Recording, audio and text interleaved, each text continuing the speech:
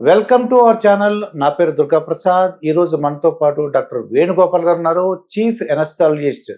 అంటే మనం మత్తు డాక్టర్ గారు అంటుంటాం. సార్ నమస్కారం అండి, డాక్టర్ వేణుగోపాల్ గారు. మీరు మెడికవర్ హాస్పిటల్లో ఉన్నారు, చాలా ఎక్స్పీరియన్స్ ఉంది మీకు. అంటే ఈ మత్తు గురించి చాలా రకరకాలు వింటుంటామండి. ఇది అంటే అసలు మీరు మత్తు డాక్టర్ గారు చాలా, ఎందుకంటే ఆపరేషన్ చేయాలంటే మత్తు డాక్టర్ యొక్క ఇంపార్టెన్స్ చాలా ఉంది. ఎక్కువగా ఆపరేషన్ చేసే ముందు మత్తు ఏ సమయంలో ఇస్తుంటారు, ఎంతసేపు ఉంటుంది, అలా రకరకాల మత్తులు ఉంటారని నాకు తెలుసు సార్. ఇది అంటే ఫర్ ఎగ్జాంపుల్ సీనియర్ సిటిజన్స్ ఉన్నారు అనుకోండి, వాళ్ళకి ఆపరేషన్ చేసేటప్పుడు మీరు ఎటువంటి జాగ్రత్తలు తీసుకుంటారు? తప్పకుండా సార్, తప్పకుండా వివరిద్దాము.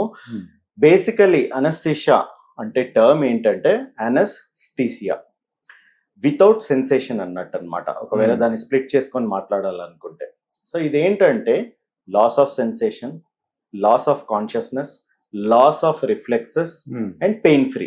ఈ 4 కాంపోనెంట్స్ ఉంటాయి అనస్థీషియా ఇవ్వాలి అని అంటే. సో దీనిలో రకరకాలు ఉంటాయి. జనరల్ అనస్థీషియా అంటాము, స్పైనల్ అనస్థీషియా అంటాము, ఎపిడ్యూరల్ అనస్థీషియా అంటాము, లోకల్ అనస్థీషియా అంటాము, నర్వ్ బ్లాక్ అనస్థీషియా అంటాము. జనరల్ అనస్థీషియా ఆ వర్డ్లో, ఆ పదంలోనే ఉంది జనరల్, అంటే పూర్తి బాడీ మత్తులోకి వెళ్ళిపోతుంది అనమాట. సో మనకి ఆపరేషన్స్ అప్పుడు మాత్రమే మనం మత్తిస్తాం. ఆపరేషన్స్ కానీ ప్రొసీజర్స్ కానీ ఏది ఎక్కడ పడితే అక్కడ ఇవ్వడానికి వీల్లేదు. అండ్ దానికి కొన్ని జాగ్రత్తలు, కొన్ని సందర్భాలలో ఏంటంటే కంపల్సరీ టెస్టులు, మనకు ఆక్సిజన్ అవైలబిలిటీ, మెషినరీ, ఇవన్నీ చూసుకున్న తర్వాతనే ఇస్తామన్నమాట. సో అలాగే మనం జనరల్ అనస్థీషియా గురించి మాట్లాడాలనుకుంటే పూర్తి బాడీ అన్కాన్షియస్ స్టేట్ లోకి తీసుకెళ్తాం అనమాట. మన పర్పస్ సర్వ్ అయిపోయిన తర్వాత, అంటే సర్జరీ అయిపోయిన తర్వాత రికవరీ ఉంటుందన్నమాట. So depending on the surgical need, అంటే కొన్ని సర్జరీస్ తొందరగా అయిపోతాయి, కొన్ని సర్జరీస్ లాంగ్ సర్జరీస్ ఉంటాయి. సో తొందరగా అయిపోయే సర్జరీస్ కి ఇమీడియట్ రికవరీ ఉంటుంది. అలాగే మీరు అన్నట్టు వృద్ధులకు, ఇప్పుడు పెద్దవాళ్ళకి, పిల్లలకి, వృద్ధులకి definitely there are some changes, physiological changes. So వృద్ధులకు వచ్చేసేసరికి మనకి బాడీలో మెటబాలిజం అనేది దాదాపుగా ఆల్మోస్ట్ ఎవ్రీ 10 years కి, ఆఫ్టర్ యూ క్రాస్ 40 years, మన బాడీ ఫంక్షన్ అనేది ఒక 10% తగ్గిపోతూ ఉంటుంది అన్నమాట. సో అలాగే డ్రగ్ మెటబాలిజం అనేది వృద్ధులలో స్లోగా ఉంటుంది. సో ఆ జాగ్రత్తలు తీసుకుంటుంటూ వాళ్ళకి తక్కువ డోసెస్, అంటే నార్మల్గా ఒక 100% యూజ్ చేస్తే వీళ్ళకి ఒక 50 to 60% డోసేజ్ రిక్వైర్మెంట్ ఉంటుంది. అలాగే వాళ్ళకి అసోసియేటెడ్ ప్రాబ్లమ్స్ ఉంటాయి, like BP problem, sugar problem, kidney problem. వాటిని కూడా దృష్టిలో ఉంచుకొని డోసెస్ అంతా టైట్రేషన్ చేసుకొని ఇవ్వడం జరుగుతూ ఉంటుంది అనమాట. So general anaesthesia, once the surgery is done, patient recovery will be within 5 to 10 minutes లో అయిపోతుంది. బట్ కొన్ని సందర్భాల్లో ఏంటంటే లాంగ్ సర్జరీస్ ఉన్నప్పుడు కానీ ఇది కానీ పేషెంట్ సేఫ్టీని దృష్టిలో ఉంచుకొని, కండిషన్ ని దృష్టిలో ఉంచుకొని ఆపరేషన్ తర్వాత ఒక రోజు అలా వెంటిలేటర్ మీద సపోర్ట్ ఇచ్చేసేసి పేషెంట్ మళ్ళీ తనంతా తను ఎఫర్ట్స్ మంచిగా తీసుకోవడం, ఆక్సిజన్ లెవెల్ మెయింటైన్ చేయడం, బాడీలో యాసిడ్ బేస్ బ్యాలెన్స్ మెయింటైన్ చేయడం, అదంతా బాగానే ఉందనంటే then will recover the patient. This is about general anaesthesia. Spinal general doctor గారు ఎప్పుడు ఫుల్ బాడీ ఎనస్థీషియా అంటే మొత్తం వెళ్ళిపోతుంది, ఎప్పుడు లోకల్ ఎనస్థీషియా అంటాం. కాలు చేస్తే కాలు, పొట్ట చేస్తే పొట్ట, చెయ్యి చేస్తే చెయ్యి, ఎప్పుడు లోకల్ ఇస్తారు, ఎప్పుడు ఫుల్ బాడీకి ఇస్తారు? బ్రీఫ్ గా చెప్పాలి అంటే స్పైనల్ అనస్థీషియా ఇది ఒక టైప్ ఆఫ్ అనస్థీషియా. దీన్ని హాఫ్ బాడీ అనస్థీషియా కూడా అంటాం అనమాట. అంటే బొడ్డు కింద భాగం వరకు ఏదైనా పార్ట్ లో సర్జరీ చేయాల్సి వస్తే అప్పుడు మనం ఏంటంటే వెన్నపూస చుట్టూ ఉండేది సెరిబ్రోస్పైనల్ ఫ్లూయిడ్ అంటాం అనమాట. ఆ ఫ్లూయిడ్ ఏంటంటే పని మనకి స్పైనల్ కార్డ్ కి నరిష్మెంట్ ఇవ్వడం కానీ, దాని ప్రొటెక్షన్ ఇవ్వడం కానీ అదంతా ఉంటుంది. సో ఆ ఫ్లూయిడ్ లోనే మనం ఒక డ్రగ్, దాన్ని అనస్థెటిక్ డ్రగ్ అంటాం అనమాట. దాన్ని డిపాజిట్ చేస్తే మనకి హాఫ్ బాడీ ఇక్కడ వరకు మనకి మత్తు వస్తుంది అన్నమాట. సో మనకి సర్జరీ జరిగిపోతుంది, అది ఒక 3 to 4 hours వరకు ఉంటుంది, దాని తర్వాత వదిలేస్తుంది అన్నమాట. That is about spinal anaesthesia. Then nerve block anaesthesia అంటాం అన్నమాట. అంటే మనము అల్ట్రాసౌండ్ లైక్ గ్యాడ్జెట్స్ యూస్ చేసుకుంటూ నరాలు, నర్వ్స్ ని చూసుకుంటూ టార్గెటెడ్ ఆ నీడిల్ ని అక్కడి వరకు తీసుకెళ్లేసేసి అనస్థెటిక్ డ్రగ్స్ డిపాజిట్ చేసేసి బయటికి వచ్చేస్తాం. కామన్ గా చేతులకి, కాళ్ళకి, ఓన్లీ వన్ చేయి ఒకవేళ సర్జరీ చేయాలనుకోండి, ఇక్కడ ఏదైనా కంతిగడ్డ ఉందో లేకపోతే ఏదైనా ఫ్రాక్చర్ ఉందో, అప్పుడు ఏం చేస్తామంటే ఇక్కడ ఇంజెక్షన్ ఇస్తాం.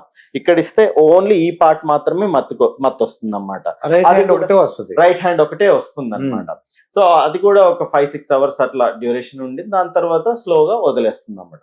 So that is about nerve block anaesthesia. Local anaesthesia అంటాం. అంటే సపోజ్ ఓన్లీ వేలికే సర్జరీ ఉంది, చిన్న జస్ట్ ఒక కుట్టు వేయాలి, చిన్న లాసరేషన్ వౌండ్ ఉంది, అలాంటప్పుడు ఏం చేస్తామంటే ఓన్లీ ఈ వేలు మట్టుకు మాత్రమే అనస్థిషియా ఇస్తామన్నమాట. దాన్ని local anaesthesia. So depending on the surgery, depending on the need, అప్పుడప్పుడు పేషెంట్ రిక్విజిషన్ కూడా తీసుకుంటాం. అంటే సపోజ్ పేషెంట్ నాకు కాన్షియస్ స్టేట్లో ఉండాలని లేదు, నేను కంప్లీట్లీ అన్కాన్షియస్ స్టేట్లోకి వెళ్ళిపోయి నేను ఏం చూడొద్దు చేయొద్దు అంటే దాన్ని మనం రెస్పెక్ట్ చేస్తాం. అప్పుడు ఏ సందర్భాల్లో అయినా అప్పుడు జనరల్ అనస్థిషియా ఇచ్చేస్తాం. ఇంకొకటి plan A, plan B, plan C లాగా అనుకుంటాం అన్నమాట. సపోజ్ ప్లాన్ ఏలో మనం స్పైనల్ అనస్థిషియా ప్లాన్ చేసాము, కొన్ని సందర్భాల్లో ఏంటంటే కొంచెం ప్యాచీ ఎఫెక్ట్ వచ్చినా, కొంచెము ఆ నీడ్కి సరిపోలేదు అనుకున్నా కానీ then we convert it into general anaesthesia అనమాట. సో సారాంశం ఏంటంటే ఇన్ కంక్లూజన్ ప్రతి సర్జరీకి బ్యాకప్ జనరల్ అనస్థిషియా ఉంచుకోవాల్సిందే, ఆ విధంగానే ప్రిపేర్ అవుతాం. ఇప్పుడు చిన్నపిల్లలకు మత్తు ఇవ్వకూడదా? నాకు తెలిసినంత వరకు చిన్నపిల్లలకు మత్తు ఇవ్వకూడదా, వాళ్ళ బ్రెయిన్ ఎఫెక్ట్ అవుతుంది అంటుంటారు, కానీ నిజమా డాక్టర్ గారు అది? ఇది ఒక అపోహ మాత్రమే సార్. బేసికలీ ఏంటంటే ఇంట్రా ఫీటల్ సర్జరీస్ ఎరా ఇది, అంటే ఫీటస్ గర్భంలో ఉన్నప్పుడే మనం సర్జరీస్ చేసే ఎరా ఇదన్నమాట. కొన్ని కంజనిటల్ డిఫెక్ట్స్ ఉంటాయి, డిటెక్షన్ చేస్తాము 4th month 5th month లోనో డిటెక్షన్ చేస్తాము. చేసిన తర్వాత మనకు పలానా ప్రాబ్లం ఉంది అని, రీసెంట్ గా కూడా నాకు ఒక కేసు వచ్చింది ఇలాగే, ప్రెగ్నెన్సీ 5th month లో ఉంది, ఇంట్రాయూటరైన్ అనామలీ ఉంది, కంపల్సరీ మనం ఇంట్రాయూటరైన్ సర్జరీ చేయాల్సిందే అన్నమాట. అప్పుడు మత్తిస్తాము. బిడ్డ పుట్టిన తర్వాత కొన్ని కంజనైటల్ అనామలీస్ వస్తాయి, హార్ట్ కరెక్షన్స్ కొన్ని, లేకపోతే ఏనస్ ఇన్పర్ఫరేట్ ఏనస్ మోసుకుపోవడము, ఇవి మోసుకుపోవడము అలాంటిది, which are life threatening. So మనం సర్జరీ చేస్తే గానీ అవి కరెక్షన్ కావు అన్నట్టు అనమాట, లైఫ్ సస్టైన్ అవ్వదు. అలాంటప్పుడు కూడా అనస్థిషియా ఇస్తాం. సో ఇది పెద్ద అపోహ మాత్రమే, ఏ ఏజ్ కైనా అనస్థిషియా ఇవ్వచ్చు. ఇట్ ఈస్ ఆల్ గార్డెడ్ అన్నమాట. అంటే ఏంటంటే డిపెండింగ్ ఆన్ ద నీడ్, వాళ్ళ బాడీ వెయిట్ ప్రకారము, నీడ్ ప్రకారం అన్ని టైట్రేట్ చేసుకొని ఇవ్వడం, అది ఒక ఆర్ట్. బేసికలీ ఈ పోస్ట్ గ్రాడ్యుయేట్ ట్రైనింగ్ పీరియడ్ లో ఇవన్నీ నేర్పబడతాయి అన్నమాట. ఇప్పుడు నా కింద ఆల్మోస్ట్ దాదాపు పర్ ఇయర్ ఎవ్రీ ఇయర్ ఒక 4 students ఉంటారు. ఒకప్పుడు నేను స్టూడెంట్నే, నేను ఈ కోర్స్ అంతా అండర్గో అయ్యి ఎక్స్పీరియన్స్ తెచ్చుకొని ఇప్పుడు నేను పిల్లలకి పాఠాలు చెప్తున్నాను. సో అలాగే ఒక స్ట్రక్చర్డ్ ప్రోగ్రామ్ ఉంటుంది, 3 years కోర్స్, 4 years కోర్స్. ఇప్పుడు వెస్టర్న్ కంట్రీస్ లో అయితే మీకు ఆల్మోస్ట్ 4 to 6 years కోర్సెస్ ఉన్నాయన్నమాట, మాస్టర్స్. సో ఇదంతా ఒక స్ట్రక్చర్డ్ ప్రోగ్రామ్ అయిన తర్వాత ఎగ్జామినేషన్ పాస్ అయిన తర్వాత then they are called as qualified anaesthesiologist. So వాళ్ళ చేతుల్లో 99.9% ఏం ఇష్యూస్ ఉండవు. మీకు ఆపరేషన్ చేసే డాక్టర్ ఇద్దరు కోఆపరేషన్ ఉండాలి, కంపల్సరీ. ఇద్దరు కోఆర్డినేట్ చేసుకోవాలి, కోఆపరేషన్ ఉండాలి, ఆ పేషెంట్ చూస్తూ గమనిస్తూ ఉండాలి అని అనుకోవటం. Compulsory sir. ఇప్పుడు సపోజ్ ఒక పేషెంట్ అవుట్ పేషెంట్ డిపార్ట్మెంట్కి వచ్చారు ఏదో పలానా ప్రాబ్లం తోటి, ఫస్ట్ ఫ్రంట్ ఆఫీస్ ఆ ప్రాబ్లమ్ని వాళ్ళ నుంచి విని పలానా డాక్టర్ దగ్గరికి రెఫర్ చేస్తారు. సో అండ్ సో ప్రాబ్లం ఉన్నది, సపోజ్ గ్యాస్ట్రో ప్రాబ్లం ఉన్నది, గ్యాస్ట్రో డిపార్ట్మెంట్కి, న్యూరో ప్రాబ్లం న్యూరో డిపార్ట్మెంట్కి రెఫర్ చేస్తారు. ఆర్ కొంతమంది పేషెంట్స్ ఏంటంటే తెలుసుకొని వస్తారు. So once that OP consultation with that consultant is over and ఆ పేషెంట్ కి సర్జరీ అవసరం ఉంది అంటే next person to refer is, అంటే కొన్ని సబ్జెక్ట్ ఇన్వెస్టిగేషన్స్ అవన్నీ చేసిన తర్వాత next person to refer is an anaesthesiologist. So pre anaesthesia checkup అన్నమాట, ప్రీ అనస్థిషియా క్లినిక్ అని ఉంటుంది. సో అక్కడ అవుట్ పేషెంట్ డిపార్ట్మెంట్ లో కూర్చొని ఉంటారన్నమాట క్వాలిఫైడ్ అనస్థిషియాలజిస్ట్. వాళ్ళ పని ఏంటంటే పేషెంట్ ని ఇంటర్వ్యూ చేయడం అన్నమాట, హిస్టరీ టేకింగ్, ఎగ్జామినేషన్, ఇన్వెస్టిగేషన్స్ ఎలా ఉన్నది, వర్కప్ ఎలా ఉన్నది, అసలు ఏ సర్జరీకి వచ్చారు అండ్ దీనికి ఏం రిస్క్ ఫ్యాక్టర్స్ అసోసియేటెడ్ ఉన్నాయి అన్ని చూసుకొని then we give something called as fitness అనమాట. సో ఒకవేళ సపోజ్ పేషెంట్ కొంచెం అన్ఫిట్ ఉన్నారు and surgery is an elective surgery, మనం వెయిట్ చేయొచ్చు. అలాంటప్పుడు ఏంటంటే ఆప్టిమైజేషన్ చేస్తాం అనమాట ఆ కండిషన్. సపోజ్ బీపీ అన్కంట్రోల్డ్ ఉంది, షుగర్ అన్కంట్రోల్డ్ ఉంది, థైరాయిడ్ అన్కంట్రోల్డ్ ఉంది, వాటిని నియర్ నార్మల్ కంట్రోల్ లెవెల్స్ కి తీసుకొచ్చేసేసి then we post them for surgery. So సర్జరీకి కావాల్సిన రిక్వైర్డ్ కొన్ని ఇన్స్ట్రక్షన్స్ కూడా ఉంటాయి అన్నమాట before patient taking up for surgery. అదేంటంటే fasting guidelines. So compulsory patient fasting లో ఉండాల్సిందే అన్నమాట ఎలెక్టివ్ సర్జరీస్.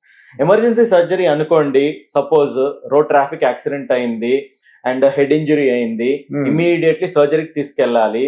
అలాంటప్పుడు ఇమీడియట్లీ వి వీల్ ఇన్ ఎన్ని ఇన్వెస్టిగేషన్స్ ఉంటే అన్ని సాధారణమైన పాసిబుల్ అయినవి చేపించేసేసి we wheel in the patient. అప్పుడు ఈ considerations like fasting guidelines కానీ అన్ని ఇన్వెస్టిగేషన్స్ ఉన్నాయా లేవా, అన్కంట్రోల్డ్ ఉందా, కంట్రోల్డ్ ఉందా, అవన్నీ అంటే ఒక సెకండ్ స్టెప్ లాగా చూస్తాం అనమాట. దాదాపు all the emergency life saving emergency ఉన్నదంటే అది ప్రయారిటైజ్ చేసుకుంటాం అన్నమాట. సో ఆ విధంగా వెళ్తాం అన్నమాట. So it is all a structured programme. Compulsory pre anaesthesia checkup లో అన్ని వివరాలన్నీ సేకరించడం, అన్ని డీటెయిల్ గా మనము ఎగ్జామిన్ చేయడము, అండ్ దెన్ ఒక కంక్లూజన్ కి రావడం. And it's a team effort. Suppose మనకి ఏదన్నా ఇష్యూ ఉంది, ఏదన్నా వాల్యూలో కానీ ఏదన్నా సర్జన్ తో డిస్కషన్ అనమాట. సరే సో అండ్ సో ఉంది, I think definitely it needs optimization, will wait for some time. Suppose బాగానే ఉందంటే అది కూడా ఇంటిమేట్ చేస్తాం, he's fit for surgery, then will take him up for surgery on so and so date. Suppose మనకి cardiology అవసరం ఉన్నది opinion, ఆ cardiologist తో మాట్లాడతాం అనమాట. సార్ ఇది ఇట్లా ఉంది, మరి అతనికి chest pain so and so ఒక ప్రీవియస్ హిస్టరీ ఉంది, అతనికి ప్రీవియస్లీ స్టెంట్ వేశారు, ఇలా ఉంది, రక్తం పలచబడే మందులు వాడుతున్నారు, కొన్ని డేస్ ఆపాల్సి వస్తుంది సర్జరీకి, లేకపోతే మనకి ఇంట్రాపరేటివ్ బ్లీడింగ్ ఇష్యూస్ వస్తాయి అని డిస్కషన్ చేసిన తర్వాత ఒక కంక్లూజన్కి వస్తాం అనమాట. Then the same thing we put it on paper. Pulmonologist opinion, lungs గురించి ఏమైనా ఇష్యూ ఉందంటే పల్మనాలజిస్ట్ తోటి opinions. It is all a team approach. And now Medicover hospitals, we are very proud to say that we approach something called as multidisciplinary approach. అంటే ప్రతి ఒక consultant involve అవుతారు case విషయంలో. ఏమైనా డౌట్ ఉంటే team discussions జరుగుతాయి, group discussions జరుగుతాయి, and then we proceed for the surgery. Final గా నాకు అర్థం ఏంటంటే ఆ పేషెంట్ రికవర్ అయ్యి హ్యాపీగా ఉండాలి. Absolutely sir, absolutely. ఇప్పుడు మీరు ఏమన్నారంటే మెడికవర్ ఇది చాలా కేర్ తీసుకుంటుంది, మొత్తం అంతా కూడా టీమ్ వర్క్ అని చెప్తున్నారు. అబ్సల్యూట్లీ. అంతేగాని ఏదో ఆపరేషన్ వచ్చేసి చేసేరు. లేదు, it's never like that. Sir ఇప్పుడు సిజేరియన్ ఆపరేషన్ చేస్తుంటారండి. Right sir. సిజేరియన్ ఆపరేషన్ చేసినప్పుడు గర్భిణీ స్త్రీ ఇలా భయపడాలి, అంటే పుట్టే అబ్బాయికి కానీ ఆవిడకి కానీ మత్తు ఇంజెక్షన్ ఇవ్వడం వలన ఏమైనా ఇబ్బందులు ఫేస్ చేయవలసి వస్తుందా? So pregnant female, giving anaesthesia to pregnant female is another different entity, very challenging one basically, because we are dealing with 2 individuals ఇక్కడ, అది మదర్ అండ్ బేబీ. సో ఈ 2 కన్సిడరేషన్స్ తీసుకోవాల్సిందే. సో మదర్ లో ఛాలెంజెస్, బేబీలో ఛాలెంజెస్. మదర్ బేసికలీ డెలివరీకి వచ్చినప్పుడు మనకు 2 options, either normal delivery కానీ లేదా సిజేరియన్ సెక్షన్ కానీ. అల్టిమేట్లీ బేబీ బయటికి రావాలి. ఫుల్ టర్మా ప్రీ టర్మా అదంతా డిపెండింగ్ ఆన్ ద నీడ్ చూసుకుంటాం అనమాట. ఒకవేళ బేబీకి ఏమన్నా లోపల ఇబ్బంది అవుతుంది, తొందరగా డెలివరీ చేయాలి అని అంటే again there again comes team discussion. Gynaecologist, paediatrician, anaesthesiologist అందరు ఇన్వాల్వ్ అవుతారు. దాంట్లో సపోజ్ ఆ బేబీ ప్రీటర్మ్ ఉంది, ఇమీడియట్లీ ప్రెగ్నెన్సీ టర్మినేట్ చేయాలి అండ్ బేబీని బయటికి తీసుకురావాలి అని అంటే then we take a decision అనమాట. సో అదొక సినారియో. దెన్ ఇంకోటి ఫుల్ టర్మ్ నార్మల్, ఇది మనకి 2 options as a said, either normal vaginal delivery కానీ లేదా సిజేరియన్ సెక్షన్ కానీ. నార్మల్ వెజైనల్ డెలివరీ అవ్వాలి అంటే 3 ఫ్యాక్టర్స్ వెరీ ఇంపార్టెంట్ అనమాట. పవర్, ప్యాసేజ్, ప్యాసెంజర్, 3 P's అంటాం అనమాట. పవర్ అంటే లేడీ యొక్క పవర్, తను గట్టిగా పుష్ చేయగలుగుతుందా, మస్కులర్ పవర్ బాగానే ఉందా, ఇంతకు ముందు physiotherapy exercises, birth antenatal exercises అవన్నీ చేశారంటే పవర్ అనేది కొంచెం గట్టిగా వస్తుంది, డెలివరీ అనేది కొంచెం స్మూత్ గా అవుతుంది. Then passenger, that is baby. Suppose big baby ఉంది, మోర్ దెన్ 3.5-4 kgs ఉంది, ప్యాసేజ్ చిన్నగా ఉంది, baby cannot come out. So ultimately caesarean తోటి మనం బయటికి వస్తుంది. సపోజ్ ప్యాసేజ్ నేరోగా ఉంది, బేబీ నార్మల్ గానే ఉంది, మదర్ పవర్ బాగానే ఉంది, కానీ ప్యాసేజ్ నేరోగా ఉంది, అది కూడా ఒక సందర్భం. Again you will have to take for caesarean section. So దీనిలో నార్మల్ వెజైనల్ డెలివరీకి కావాల్సిన జాగ్రత్తలు, at the same time caesarean కావాల్సిన జాగ్రత్తలు తీసుకుంటాం. నార్మల్ వెజైనల్ డెలివరీకి వచ్చేస్తే ఇప్పుడు మనం కామన్ గా వింటూ ఉంటాం పెయిన్లెస్ లేబర్ అని. ఒకప్పుడు giving birth, that to undergoing all pains was considered natural. అంటే న్యాచురల్ గా ఆ పెయిన్ ని తను ఎక్స్పీరియన్స్ చేయాలి అండ్ తను కనాలి అన్నట్టు ఉండేదన్నమాట. The pain score if you calculate, it is almost equal to మన ఫింగర్ ని కట్ చేసుకుంటే ఫ్రాక్చర్ అవుతే ఎంత పెయిన్ వస్తుందో చైల్డ్ బర్త్ పెయిన్ అంత ఉంటుంది. అప్పుడు ఈ కన్సిడరేషన్స్ అన్ని డెఫినెట్లీ అది ట్యాకిల్ చేయాల్సిన విషయమే. సో దానిలో డిఫరెంట్ మెథడ్స్ ఉన్నాయి. Most popularly used method is labour epidurals. వాళ్ళకి ఏం చేస్తామంటే ఎపిడ్యూరల్ క్యాథెటర్ అంట ఇక్కడ వెనకాల, ఇదివరకు నేను స్పైనల్ అనస్థీషియా చెప్పాను కదా, అలాంటి టెక్నిక్ ఇది ఎపిడ్యూరల్ అన్నమాట. వెనకాల మేము స్పేసెస్ పాల్పేట్ చేసుకొని వాటిని ఐడెంటిఫై చేసేసి దానిలో నుంచి ఒక క్యాథెటర్ ని పంపిస్తాం అనమాట. ఆ క్యాథెటర్ నుంచి కంటిన్యూస్ గా మెడికేషన్స్ ఇస్తూ ఉంటాం అనమాట. సో దానిలో డైల్యూటెడ్ మెడికేషన్స్ ఉంటాయి, నాట్ లైక్ నార్మల్ మెడికేషన్స్, కొంచెం డైల్యూట్ చేసి ఇస్తామన్నమాట. దీని పర్పస్ ఏంటి అంటే న్యాచురల్ ప్రోగ్రెస్ ఆగకూడదు, but at the same time pain relief రావాలి. ఈ పెయిన్ రిలీఫ్ కూడా ఎలా ఉంటుంది అంటే from non bearable to bearable pain అన్నమాట. So she can bear that pain. Normal delivery అవుతుంది, నార్మల్ డెలివరీ అవుతుంది, కానీ పెయిన్ తక్కువ ఉంటుంది. పెయిన్ తక్కువ ఉంటుంది అన్నమాట. చాలా అంటే అది వాళ్ళు భరించేలాగా ఉంటుంది. Absolutely. So that is the beauty about లివర్ ఎపిడ్యూరల్స్ అన్నమాట. సో బేబీ డెలివరీ అయిపోయిన తర్వాత ఆ క్యాథెటర్ ఒక 12 to 24 hours ఉంచేసేసి దాని తర్వాత తీసేస్తాం అన్నమాట. This is about normal delivery. Next comes caesarean section. So caesarean section ఏంటంటే ఇదివరకు నేను చెప్పినట్టు స్పైనల్ అనస్థీషియా. సో వెనకాల భాగంగా మనం ఇస్తే తనకి హాఫ్ బాడీ అనస్థీషియా వస్తుంది అన్నమాట. ఇవన్నీ తిమ్మిరి పడిపోతాయి, ఇక్కడ నుంచి అంతా నంబ్ ఉంటుంది అన్నమాట. పేషెంట్ మాట్లాడొచ్చు, పేషెంట్ చూడొచ్చు, బేబీ డెలివరీ అయిపోయిన తర్వాత బేబీతో ఇంటరాక్ట్ అవ్వచ్చు, ఇవన్నీ మనం చూడొచ్చు అన్నమాట. That is spinal anaesthesia. కొన్ని సందర్భాలు ఉంటాయి, అప్పుడు ఏంటంటే ఎమర్జెన్సీ సిచ్యువేషన్స్, సపోజ్ తనకి బ్లీడింగ్ అవుతుందో లేకపోతే లోపల ఫీటల్ డిస్ట్రెస్ లో ఉంది, తొందరగా చేయాలి, అలాంటప్పుడు మనకి ఎక్కువ టైం ఉండదు. అలాంటప్పుడు తొందరగా థియేటర్కి షిఫ్ట్ చేసేసేసి డైరెక్ట్ జనరల్ అనస్థీషియా ఇచ్చేస్తాం అనమాట. So that is complete anaesthesia అనమాట. అయిపోయిన తర్వాత రికవరీ చేయడం.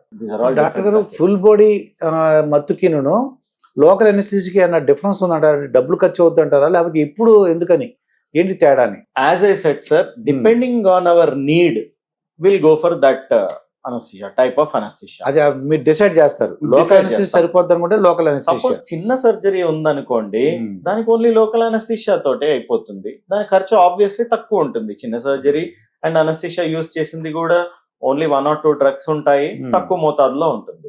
At the same time general anaesthesia, suppose surgery కొంచెం మోడరేట్ పెద్ద సర్జరీ ఉన్నది అండ్ ఓన్లీ అది జనరల్ అనస్థీషియాలోనే చేయాల్సి రావడము, అలాంటప్పుడు జనరల్ అనస్థీషియాకి వెళ్తాం. సో ఆ జనరల్ అనస్థీషియాలో డెఫినెట్లీ మనము నంబర్ ఆఫ్ డ్రగ్స్ వాడతాము. ఖర్చులు డెఫినెట్లీ నార్మల్ ఈ లోకల్ కన్నా అయితే ఖర్చులు కొంచెం ఎక్కువనే అవుతాయి. అండ్ డిశ్చార్జ్ కూడా depending on the need. Suppose పెద్ద సర్జరీ అనుకోండి, డిశ్చార్జ్ కొంచెం లేట్ అవుతుంది. డే కేర్ సర్జరీ లాగా వచ్చారనుకోండి, చిన్న సర్జరీయే బట్ స్టిల్ దానికి జనరల్ అనస్థీషియా ఇవ్వాల్సి రావడం జరిగింది అనుకోండి, డే కేర్ సర్జరీ లాగా డిశ్చార్జ్ చేస్తాం. డే కేర్ అంటే with in 24 hours of admission అనమాట. ఇప్పుడు వేణుగోపాల్ డాక్టర్ గారు, మీరు సుమారుగా నేను విన్నది ఏంటంటే కొన్ని పెద్ద ఆపరేషన్ 18 గంటలు 17 గంటలు 20 గంటలు అలా పడుతుంది అంటారు. పెద్ద ఆపరేషన్స్, టీమ్ ఆఫ్ పీపుల్ ఉంటారు. అప్పుడు మీరు ఎలా సార్ మరి భోజనం చేయాలి, టిఫిన్ చేయాలి, ఏదో టాయిలెట్కి వెళ్ళాలి, ఏంటో ఎలా సార్ ప్రొసీజర్? మంచి ప్రశ్న సార్. యాక్చువల్లీ నాకు రీసెంట్ గా one of the patients, actually నేను ఇదే ఎక్స్ప్లెయిన్ చేయడానికి వెళ్ళాను. దాదాపు సర్జరీకి అమ్మ మీకు ఒక 10-12 hours పడుతుంది అన్నప్పుడు ఇలాంటి క్వశ్చన్ అడిగారు అనమాట. ఏంటంటే సార్ 10-12 hours అంటే మరి మీరు బ్రేక్ తీసేసుకుంటారా మధ్యలో, మరి తను అలాగే ఉంటారా, లేకపోతే మత్తు నుంచి రికవర్ చేసి మీరు వెళ్ళిపోయి మళ్ళీ వచ్చిన తర్వాత మళ్ళీ మత్తు ఇస్తారా? అలా ఉండదు సార్. ఎన్ని అవర్స్ సర్జరీ ఉంటే అన్ని అవర్స్ మానిటరింగ్ ఉంటుంది. As I said, it's all a team job, team work. We have set of team members. So ఒక షిఫ్ట్ లో ఒక టీమ్ మెంబర్స్ ఉంటారు, నెక్స్ట్ షిఫ్ట్ లో కొంతమంది ఉంటారు, నెక్స్ట్ షిఫ్ట్ లో కొంతమంది ఉంటారు, నైట్ స్లాట్స్ లో కొంతమంది ఉంటారు. And it is all led by a team leader. So ఆ టీమ్ లీడర్ ఏంటంటే ముందే డిసైడ్ చేసుకుంటారు అసలు ఎలా ఈ సర్జరీకి ఎలా ప్లాన్ చేసుకోవాలి, ఎంతమంది టీమ్ మెంబర్స్ రిక్వైర్మెంట్ ఉంటుంది. సర్జరీ అప్పుడు, సర్జరీ తర్వాత కూడా important, not just the surgery తర్వాత కూడా చాలా ఇంపార్టెంట్. అదే ఇంపార్టెంట్. అబ్సల్యూట్లీ. నౌ అందుకని అనస్థీషియాలజిస్టులని ఇప్పుడు right now the latest term is perioperative physicians అనమాట. Perioperative physicians. Perioperative physicians అంటే పిఓపి అనుకోవచ్చండి. పెరి ఆపరేటివ్ ఇన్ షార్ట్ గా అంతే సార్, పిఓపి అంతే సార్ ఇన్ షార్ట్ గా. సో పెరి ఆపరేటివ్ మీనింగ్ ఏంటంటే ఆపరేషన్ కన్నా ముందు, దట్ మీన్స్ ఇవాల్యుయేషన్ లో కానీ ఫిట్నెస్ ఇవ్వడంలో కానీ వాళ్ళ రోల్ ఉంటుంది. ఆపరేషన్ అప్పుడు ఇంట్రా ఆపరేటివ్, ఆపరేషన్ తర్వాత పోస్ట్ ఆపరేటివ్ ఐసీయూలో. సో అందుకనే వీళ్ళని పెరి ఆపరేటివ్ ఫిజిషియన్స్ అన్నమాట. చుట్టూ మొత్తం అయిందండి, అంటే ముందు తర్వాత జరిగేటప్పుడు ఆ తర్వాత మొత్తం అన్ని చూడాలి. Right sir, right. సో దీనికి ఏంటంటే టీమ్స్ ఉంటారు కంపల్సరీ. ఇప్పుడు ప్రీ ఆపరేటివ్ ఒక టీం ఉంటుంది, ఇంట్రా ఆపరేటివ్ మళ్ళీ టీమ్స్ ఉంటాయి, పోస్ట్ ఆపరేటివ్ టీమ్ ఉంటుంది అన్నమాట. So all a team work, coordinated work. అంతా ఇక్కడ ఏ స్టేజ్ లో కూడా అన్ని ఇంటరాక్షన్ తోటి, డిస్కషన్స్ తోటే జరిగే పని అనమాట. సో త్రూఅవుట్ ద సర్జరీస్, ఎంత లాంగ్ సర్జరీస్ అయినా కానీ throughout the surgeries presence of qualified అనస్థిషియాలజిస్టులు ఉంటారు. అయిపోయిన తర్వాత రికవరీ రూమ్ లో కూడా మళ్ళీ same presence of qualified anaesthesia. So అలానే అందుకనే మనం పెద్ద సర్జరీస్, ఇప్పుడు సపోజ్ మీరు మనం చూసుంటారు ఇటలీలో అనుకుంటా, సైమేస్ ట్విన్స్ అంటాం, వాళ్ళు అతుక్కొని పుడతారు. సో వాళ్ళని సెపరేట్ చేయాలి. One of the very difficult surgeries అన్నమాట వరల్డ్ ప్రపంచంలో. ఆల్మోస్ట్ అలాంటి సర్జరీస్ 36 to 48 hours టైం పడుతుంది అన్నమాట. ఆ టైం అంతా compulsory surgical team, anaesthesia team అందరూ ఉంటారు. ఈవెన్ సర్జికల్ టీమ్స్ కూడా వాళ్ళు కూడా టీమ్స్ ఉంటారన్నమాట. Suppose they want to take a break, next team will come. వాళ్ళు భోజనం ఏదైనా చేసేసి మళ్ళీ they get back to the work అన్నమాట. ఏదైనా టక్కున ఏదైనా ఎమర్జెన్సీ కాల్ వచ్చింది, మధ్యలో డిస్క్రబ్ అయ్యి వాళ్ళు కాల్ అటెండ్ చేసేసి మళ్ళీ వస్తారనమాట. So it's all team work, coordinated work, and throughout the procedure we are always there అనమాట. అది మొత్తాన్ని అనస్థిషియా అది అంటే నాటకాలు ఉండేవి, కృష్ణుడు 1, కృష్ణుడు 2 అలా ఉండేయండి. అలాగే అనస్థిషియా 1, అనస్థిషియా 2 ఉంటారు, కాకపోతే మానిటరింగ్ ఉంటుంది కంపల్సరీ. తనకు టీమ్ లీడర్ ఉంటారు కాబట్టి ఆయన కోఆర్డినేట్ చేసుకుని ఉంటారు, టీమ్ లీడర్ ఉంటారు కంపల్సరీ. ఇప్పుడు నేను మీతో ఇంటర్వ్యూ చేస్తున్నాను, ఆల్రెడీ నేను అక్కడ అన్ని సెట్ ఆఫ్ ఇన్స్ట్రక్షన్స్ ఇచ్చేసాను మా థియేటర్ లో కూడా. నాకు అక్కడ ఒక సెకండ్ ఇన్ఛార్జ్ కూడా ఉంటారన్నమాట. వాళ్ళకి ఏదైనా సపోజ్ నాకు ఏమైనా ఇష్యూ ఉన్నది ఏదన్నా అంటే ఇమీడియట్లీ నాకు కాల్ వస్తుంది. So that is how we coordinate అనమాట. అది ఇప్పుడు డాక్టర్ గారు మనం ఎక్కువగా న్యూస్ పేపర్లో చూసానమాట, ఘంటసాల పాటలు పెట్టి ఆపరేషన్ చేసేసారు అని చెప్తుంటారు. నేను ఇవాళ కూడా చూశాను, ఒక ఛత్రపతి శివాజీ ఏదో సాంగ్ విన్నాడటండి, వీరావేశంతో కోసేసుకున్నాడంట.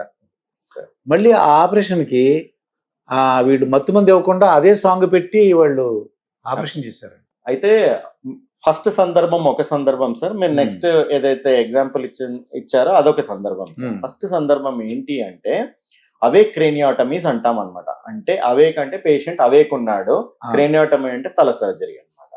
దాంట్లో ఏంటి అంటే ఇంట్రాక్రేనియల్ ట్యూమర్స్, ఏవైనా బ్రెయిన్ లో ఉన్న ట్యూమర్స్, సపోజ్ దాని సైజ్ పెద్దగా ఉంది అండ్ ఒక క్రిటికల్ రీజన్ లో ఉంది ఆ ట్యూమర్, దాని సరౌండింగ్ స్ట్రక్చర్స్ కూడా డిస్టర్బ్ అవుతాయి, డ్యామేజ్ అవుతాయి అనే దృష్టిలో పెట్టుకొని అవేక్ క్రేనియోటమీస్ అనేవి పాపులర్ గా వచ్చాయన్నమాట.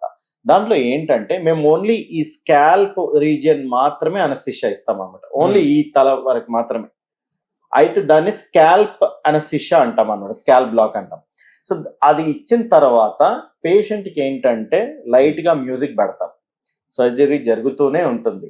ఈ సర్జరీలో కొన్ని ఇన్స్ట్రక్షన్స్ ఉంటాయి, సరౌండింగ్ ఏరియాస్, ఇంపార్టెంట్ ఏరియాస్ ఏమైనా టచ్ చేస్తున్నారా, జాగ్రత్తగా వెళ్తున్నారా లేదా అనేవి చూసుకొని ఆ ట్యూమర్ ని ఎక్సర్సైజ్ చేస్తారన్నమాట. అలాంటి సందర్భాల్లో లైట్ మ్యూజిక్ కూడా పెడతాం అన్నమాట. పేషెంట్ ని అవేక్ ఉంచడం చాలా చాలా ముఖ్యం ఇలాంటి సర్జరీస్ లో, because we want certain instructions to be followed by the patient. చేపెత్తమనో లేకపోతే ఒక వేలు చేయమనో అన్నారు అనుకోండి. అబ్సల్యూట్లీ సార్, బికాస్ ఆ సరౌండింగ్ ఏరియాస్ ఇంపార్టెంట్ ఏరియాస్ అన్నమాట. మనకి ఈ చెయ్యి మూవ్ అవ్వాలన్నా, ఈ కాల్ మూవ్మెంట్ చేయాలన్నా ఇంపార్టెంట్ సెంటర్స్ ఉన్నాయి మనకి బ్రెయిన్ లో.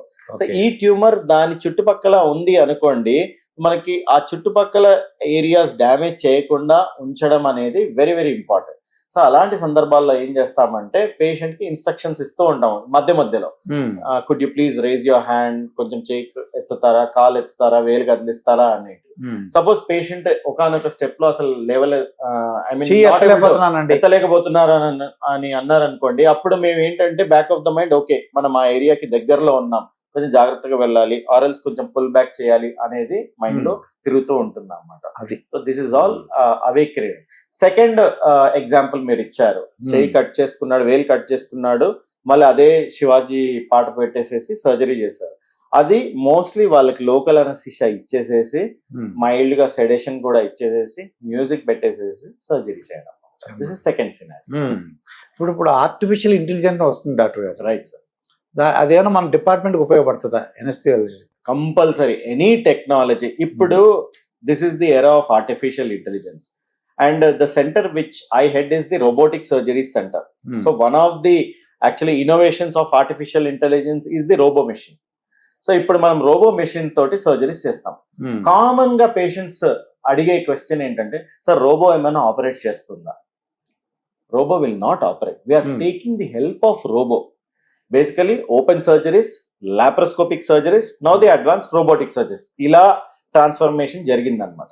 రోబోటిక్ సర్జరీస్ ఏంటంటే దానికి కన్సోల్ పార్ట్ అని ఉంటుంది, ఎక్కడైతే సర్జన్ కూర్చుంటాడో దాన్ని కన్సోల్ పార్ట్ అంటాం అనమాట. ఆ కన్సోల్ లో కూర్చొని సర్జన్ ఇన్స్ట్రక్షన్స్ ఇచ్చుకుంటూ దాన్ని మూమెంట్స్ చేస్తే అక్కడ రోబోటిక్ ఆర్మ్స్ అనేవి అక్కడ చుట్టూ తిరుగుతూ ఉంటాయి అన్నమాట, ఏరియా ఆఫ్ ఇంట్రెస్ట్ దగ్గర, పొట్ట కానీ లేకపోతే వాట్ ఎవర్ పార్ట్. సో ఇక్కడ నుంచి సర్జన్ ఆపరేట్ చేస్తుంటే అక్కడ ఆర్మ్స్ తిరుగుతూ ఉంటాయి అనమాట.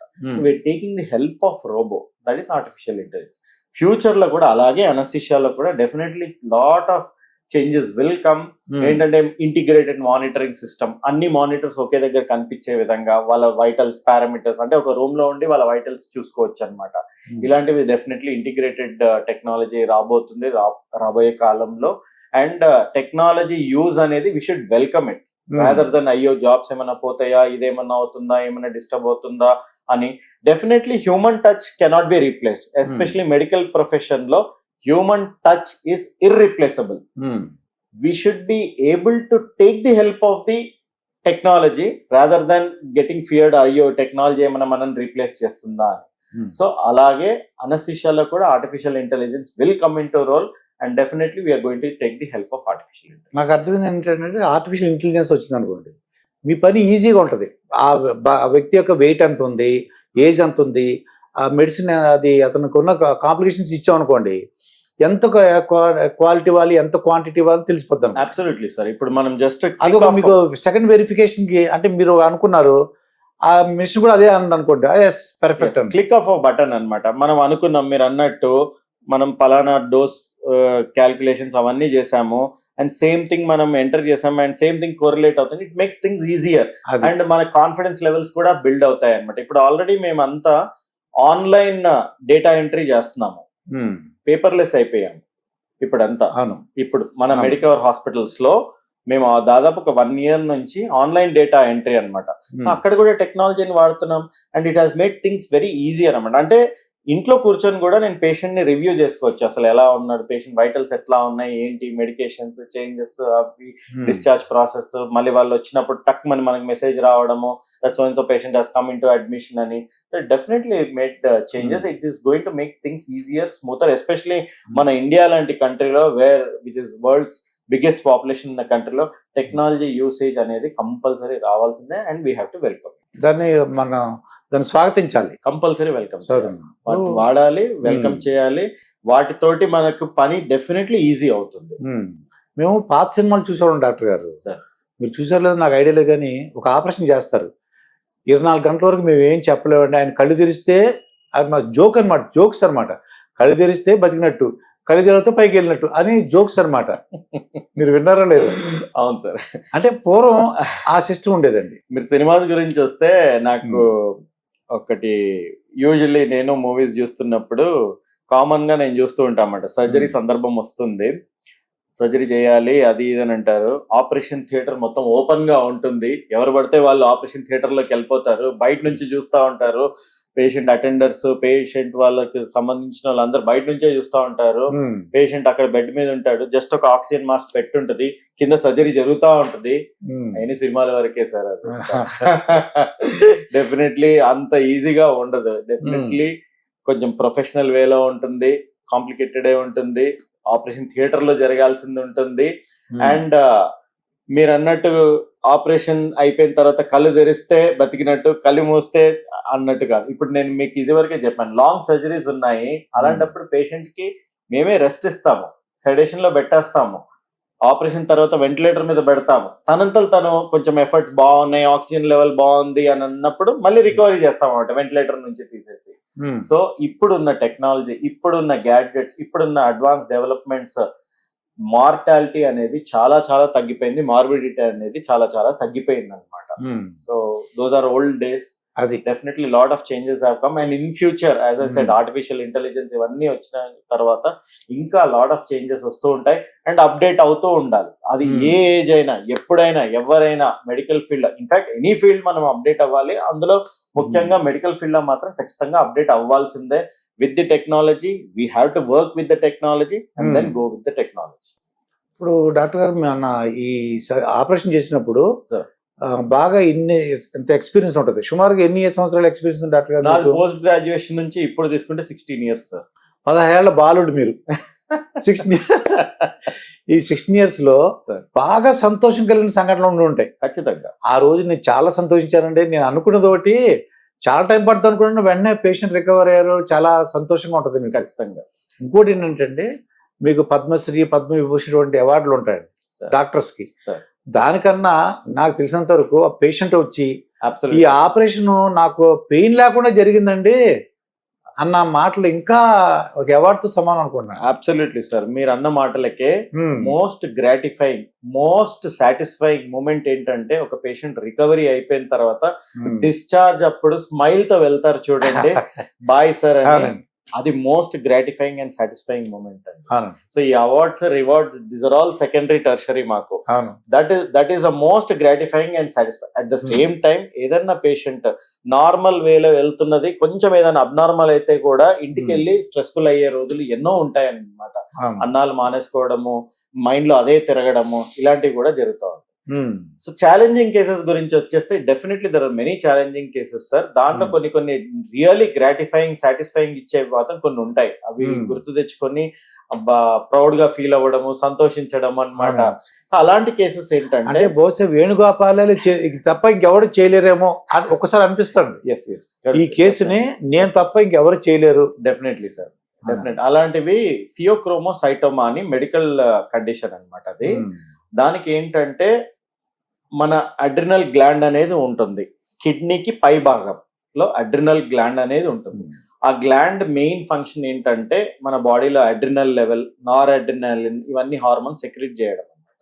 అడ్రినాలిన్ అంటే మన ఫ్లైట్ అండ్ ఫైట్ హార్మోన్, మన కోపం వచ్చినప్పుడు బాడీలో ఉత్పత్తి అయ్యే హార్మోన్ అనమాట. So basic sustenance of life కి ఇచ్చే హార్మోన్ అనమాట. అది సంతోషమైనా, బాధైనా, దుఃఖమైనా మనకి హార్మోన్స్, రకరకాల హార్మోన్స్ ఉంటాయి. అందులో అడ్రినల్ నుంచి ఉత్పత్తి అయ్యే hormones very very important. So దాంట్లో ఏంటంటే అబ్నార్మల్ ట్యూమర్ గా ఒకవేళ ఫార్మ్ అయిందంటే అడ్రినల్ గ్లాండ్, దాని నుంచి మనకి అబ్నార్మల్ గా ఈ హార్మోన్స్ రిలీజ్ అవుతాయి అన్నమాట. సో అది అబ్నార్మల్ గా రిలీజ్ అయినప్పుడు చాలా వింతగా, వెరీ వెరీ ఛాలెంజింగ్ గా బిహేవ్ చేస్తుంది అన్నమాట. బీపీలు షూటప్ అయిపోవడం అదంతా. ఈ పేషెంట్స్ ఆప్టిమైజేషన్ నో డౌట్ చేస్తాం మనం, ఒక 2 months 3 months పెట్టి ఆప్టిమైజేషన్ చేస్తాము, బీపీ కంట్రోల్ మెడికేషన్స్ అవన్నీ ఇస్తాం. బట్ ఆపరేషన్ థియేటర్ రోజు ఈజ్ వెరీ ఛాలెంజింగ్. అంటే మాకు బీపీ ఫ్లక్చుయేషన్స్ టూ హై వస్తాయి అనమాట. మా మెయిన్ ఏముంటుంది అంటే అన్ని ఉన్న అస్త్రాలన్నీ వాడడం అనమాట. BP controlling medications, heart rate controlling medications, oxygen level మంచి ప్రాపర్ గా మెయింటైన్ చేయడము, పెయిన్ ని కంట్రోల్ పెట్టడము, steady state of anaesthesia smooth గా ఇవ్వడము, స్మూత్ గా ఉంచడము. It's a very challenging thing. ఎందుకంటే సర్జన్ అక్కడ స్టిమ్యులేట్ చేయగానే ఆ హార్మోన్స్ ఉత్పత్తి అయిపోతాయి, ఆ హార్మోన్స్ రిలీజ్ అయిపోతాయి బ్లడ్ సర్క్యులేషన్ లోకి. సో అప్పుడు haemodynamic changes, BP fluctuations, heart rate changes immediately reflect. If you you won't believe, one of the highest reading మాకు వచ్చింది ఏంటంటే 300 బీపీ రీడింగ్. 300. అసలు యాక్చువల్ గా ఎంత ఉండాలి డాక్టర్ గారు? నార్మల్ బీపీ రేంజ్ అని అంటే సిస్టోలిక్, డయాస్టోలిక్ బీపీ అంటాం అనమాట. సిస్టోలిక్ అంటే పై బీపీ రీడింగ్, డయాస్టోలిక్ అంటే కింద BP reading. Systolic BP reading 100 నుంచి 120, డయాస్టోలిక్ బీపీ రీడింగ్ 70 నుంచి 80. మరి అంటే 3 ఇంతలు అనమాట ఆల్మోస్ట్ మీకు. దానికి మనము కంపల్సరీ అన్ని ప్రిపరేషన్స్ తోటే వెళ్తాము. బట్ డ్యూరింగ్ సర్జరీ కూడా యాంటిసిపేట్ చేస్తాము ఇలాంటి ఫ్లక్చుయేషన్స్ వస్తాయి అండ్ ఇమ్మీడియట్లీ దాన్ని అడ్రస్ చేస్తాము అనమాట. It's like an emergency kind of thing. టక టక టక టక ఇస్తాం. అండ్ దాని compulsory team approach important. So మాకు మంచి వండర్ఫుల్ టీమ్స్ ఉన్నాయి, beat surgical team, beat anaesthesia team, beat critical care team, అన్ని. సో వీ వర్క్ కోఆర్డినేటెడ్ గా. సో సర్జరీ అయిపోయిన తర్వాత ఐసీలో పెట్టి రికవరీ చేసి that patient got discharge successfully. Robotic use చేసుకుంటూ లాస్ట్ 1 year లో దాదాపు 10 సర్జరీస్ చేసాం ఇలాంటివి. బేసికల్ ఇన్సిడెన్స్ ఈ ట్యూమర్స్ కి ఏంటంటే 1 in 10 lakh, అంటే 10 లక్షల మందిలో ఒకరికి వచ్చేది ఈ ట్యూమర్. అలాంటివి మనము ఒక 10 సర్జరీస్ సక్సెస్ఫుల్ గా ఆపరేట్ చేసి డిశ్చార్జ్ చేయగలం. డాక్టర్ గారు, పెళ్లి కాని వాళ్ళు ఉంటారండి ఒక్కోసారి పురుషులు, రైట్. వాళ్ళకి ఏదన్నా చూడండి పెనిస్ మీద ఆపరేషన్ చేయాలనుకోండి, రైట్, దానికి వాళ్ళు భయపడుతుంటారు. అంటే ఈ ఆపరేషన్ చేస్తున్నారు కదా, తర్వాత నేను పెళ్లి చేసుకోవచ్చా, శృంగార సమస్యలు ఏమైనా ఉంటాయా, అలా అడుగుతుంటారు. బేసికలీ ఆ పెళ్లి గారి వయసులో వచ్చే ప్రాబ్లమ్స్ అంటే పినైల్ ప్రాబ్లమ్స్ ఏంటంటే ఏదైతే ఎక్స్ట్రా ఫోల్డ్ ఆఫ్ స్కిన్ అంటాం చూడండి, అదేమన్నా గట్టిగా అతుక్కుపోయిందా, అది రిట్రాక్ట్ అవ్వట్లేదా, అలాంటి ఇష్యూస్ కామన్ గా వస్తాయి అన్నమాట. సో అలాంటి వాటికి surgery is the solution. Because A medicine వాడినా ఏది వాడినా అది రిట్రాక్ట్ అవ్వలేదు, వెనక్కి రాదనమాట అది. సో అలాంటప్పుడు ఏంటంటే సర్జరీకి వెళ్ళాల్సింది. సో వాళ్ళకి compulsory counselling, urologist plays a main role. Urologist కానీ ఆండ్రాలజిస్ట్ కానీ వాళ్ళు కౌన్సిలింగ్ చేస్తారు. ఇప్పుడు అది చేయించుకోలేదు అనుకోండి, ఆ సమస్య అలాగే ఉంటుంది, పెళ్లి తర్వాత ఇబ్బంది పడతారు. సో అలాంటప్పుడు వాళ్ళు కౌన్సిలింగ్ అయిన తర్వాత వాళ్ళకు డెసిషన్కి వస్తారు. సో అప్పుడు మేము కూడా మా తరఫున వాళ్ళకి కౌన్సిలింగ్ చేస్తాము, that so and so thing will be done in so and so anaesthesia ఇస్తాము, అండ్ మీ రికవరీ కూడా ఫ్యూ అవర్స్ తర్వాత అనస్థిషియా వదిలేస్తుంది. అండ్ సర్జికల్ భాగం ఏంటంటే ఆ డ్రెస్సింగ్స్ కానీ అవి ఇవి చేసుకోవడం కానీ అదంతా సర్జన్స్ ఆల్రెడీ ఎక్స్ప్లెయిన్ చేస్తారు.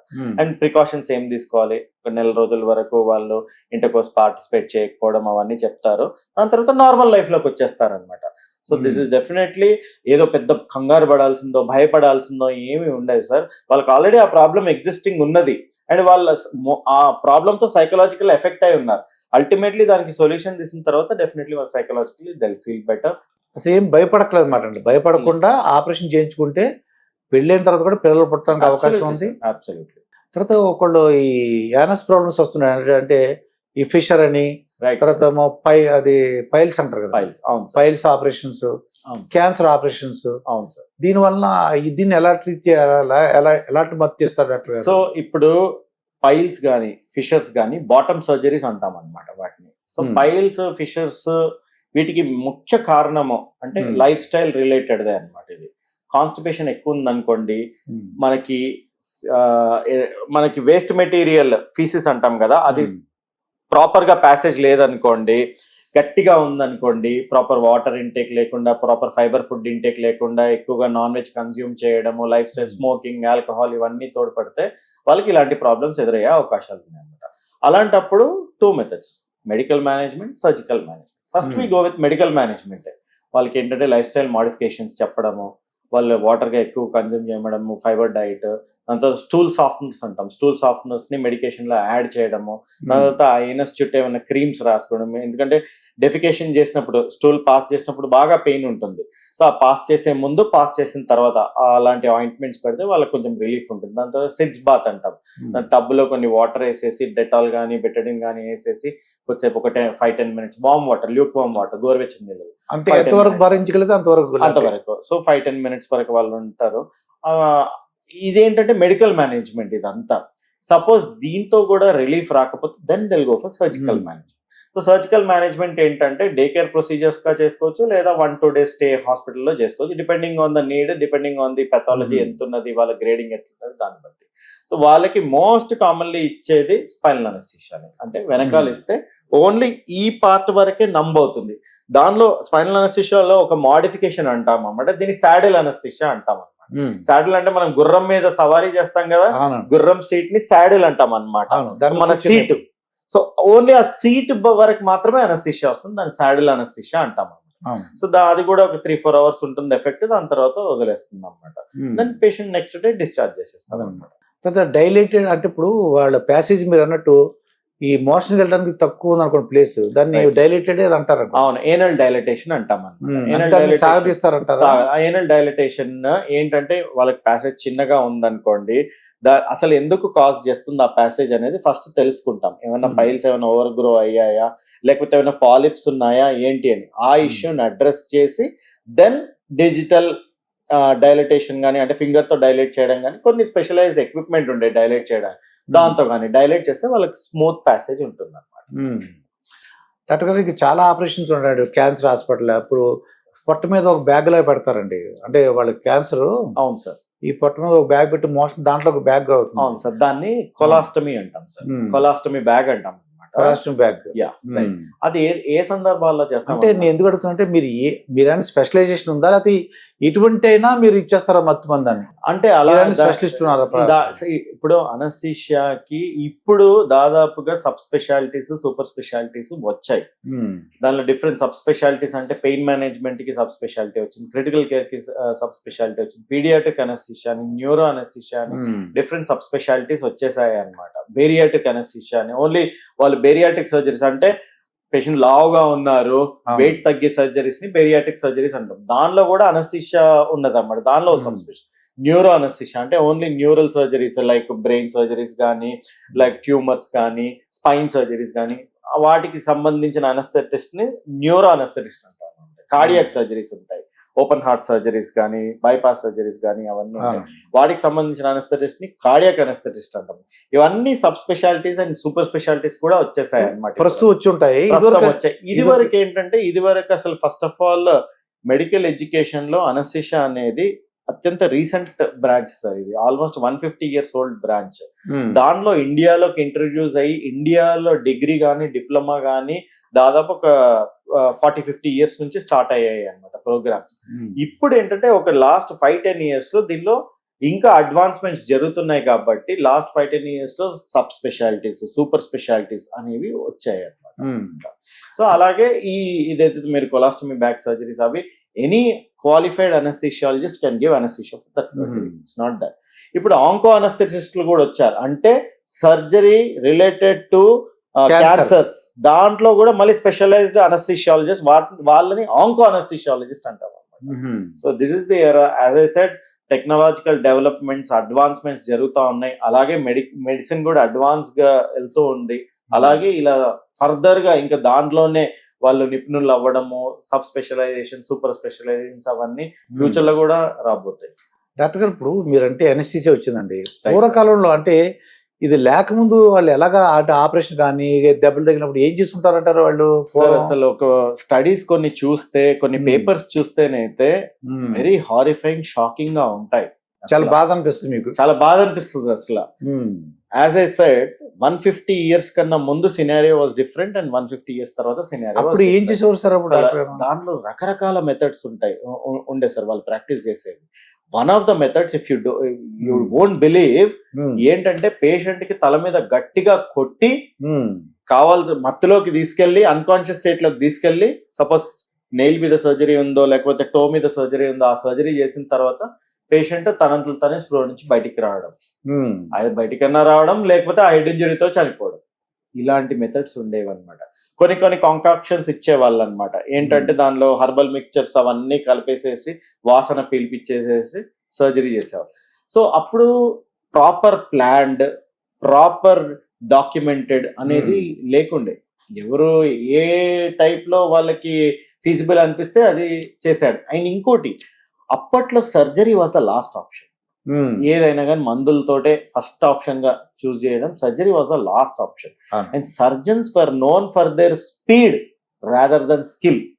తొందరగా చేసేసేయాలి, బయటికి రావాలి అన్నట్టు అనమాట. సో ఆ సందర్భంలో మార్బిడిటీ, మార్టాలిటీ అంటే పేషెంట్ సిక్ అవ్వడం, మార్టాలిటీ అంటే పేషెంట్ చనిపోవడం, ఇలాంటివి హై ఉండేవి పర్సంటేజెస్. దాదాపు ఒకవేళ ఓల్డ్ పేపర్స్ తీసుకుంటే morbidity more than 50%, mortality more than 30%. అంటే every 1 patient in 3 patients used to die. ఇప్పుడు right now this date mortality rate is less than 0.5%. అంటే అసలు చనిపోవడం అనేది సమస్య ఉండదు, ఇంకా లెస్ దెన్ 0.5%. డెఫినెట్ గా బతుకుతారు అందరూ, భయపడక్కర్లేదు. ఇప్పుడు చాలా సేఫ్టీ ఆస్పెక్ట్స్ చాలా వచ్చేసాయి అనమాట. Anaesthesia branch wise developments, work station అంటాం. అనస్థీషియా ఏదైతే డెలివరీ చేస్తుందో ఆ ఎక్విప్మెంట్ ని వర్క్ స్టేషన్ అంటాం. పూర్వము ఒక 120 years బ్యాక్ ఇంత ఉండేది, ఆ మెషిన్ ఇంత ఉండేది, దానికి కొంచెం డెవలప్మెంట్ ఇంత అయింది. ఇప్పుడు మెషిన్ లో చాలా ఫీచర్స్ ఇన్కార్పొరేట్ అయిపోయి ఆల్మోస్ట్ ఈ సోఫా సైజ్ ఉంటుంది అన్నమాట. ఇప్పుడు మళ్ళీ దీనిలో కూడా మళ్ళీ స్లీక్ మోడల్స్ వస్తున్నాయి, చిన్న మోడల్స్, బట్ పని మాత్రం అన్ని చేసేస్తుంది. అలాగే వెంటిలేటర్, ఐసీయూలో వెంటిలేటర్, ఒకప్పుడు మీరు చూస్తే ఫొటోస్లలో ఇంత ఈ రూమ్ అంతా వెంటిలేటర్ ఉండేది. ఇప్పుడు మీరు చూస్తే ల్యాప్టాప్ లాగా ఉంది వెంటిలేటర్, చాలా చిన్నది.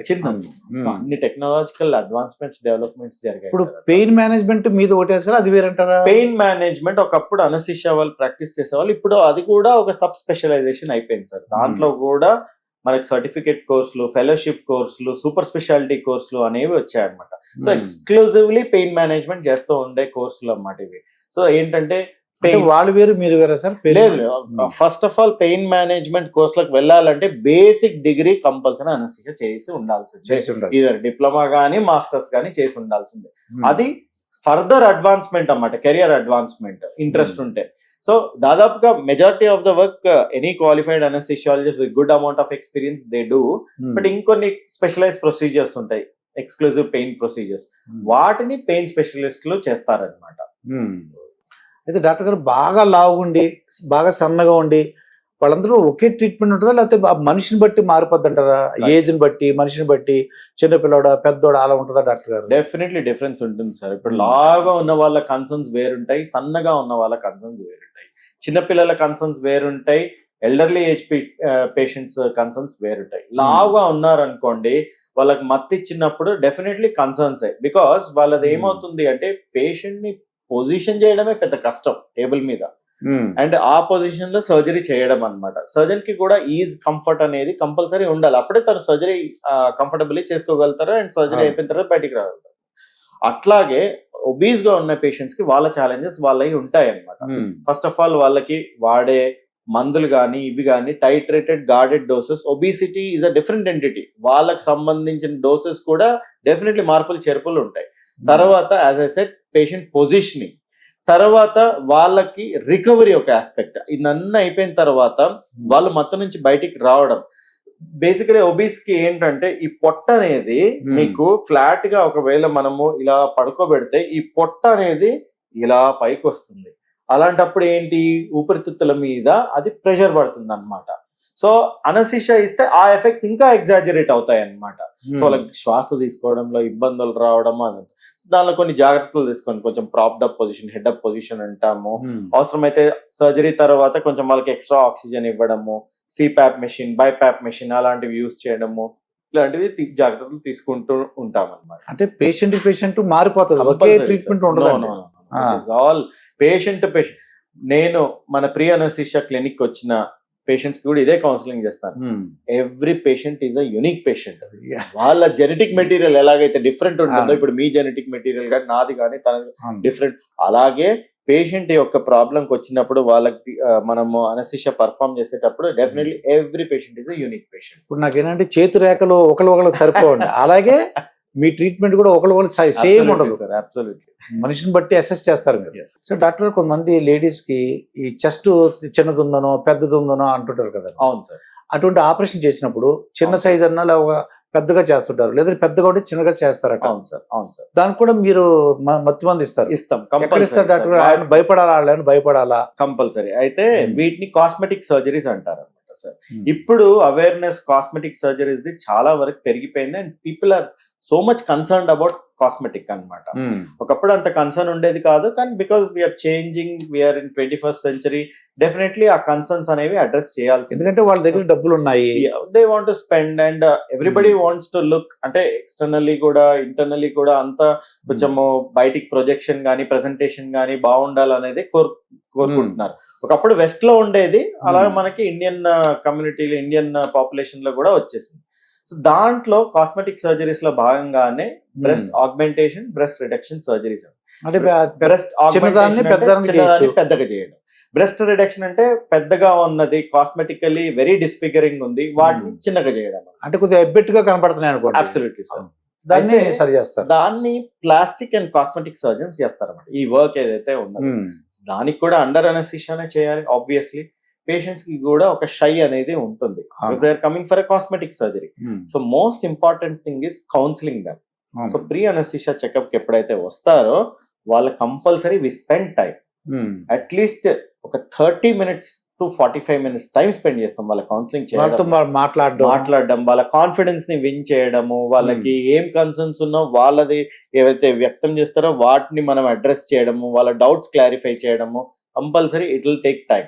సో వాళ్ళు అప్పుడు దాదాపుగా అన్ని క్వశ్చన్స్ అన్ని ఆన్సర్స్ దొరికిన తర్వాత then they feel comfortable. And then when second time వస్తారు కదా మనకి సర్జరీ, అప్పుడు వాళ్ళకు కొంచెం ఈజ్ ఉంటుంది అన్నమాట వాళ్ళకి.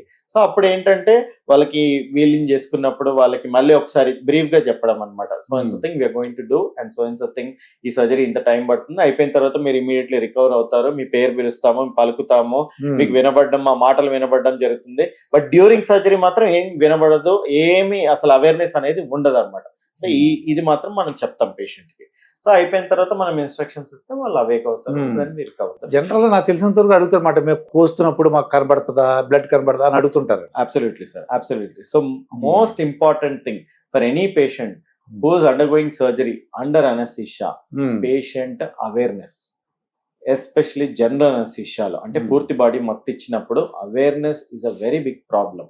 దాదాపు ఇప్పుడు యూజ్ చేస్తున్న ఏజెంట్స్ కి అవేర్నెస్ ఈస్ ఆల్మోస్ట్ 0% అనొచ్చు అనమాట. ఇప్పుడు యూజ్ చేస్తున్న ఏజెంట్స్ ని, వాటి టైట్రేషన్, వాటి doses, proper qualified people, as I said team is there to address this. ఎవరు కూడా ఏ ఆపరేషన్ కి వెళ్ళినా అస్సలు భయపడక్కలేదు, పెయిన్ అసలు ఉండదు. వాళ్ళకి ఏమి తెలియదు, ఆపరేషన్ చేసింది ఏమి అవేర్ ఉండరు. అయిపోయిన తర్వాత రికవరీ అవుతుంది అన్నమాట. వాళ్ళకి ఇదే ఇన్స్ట్రక్షన్ ఇస్తామంట, డ్యూరింగ్ సర్జరీ మీకు ఏమీ వినబడదు, కనబడదు.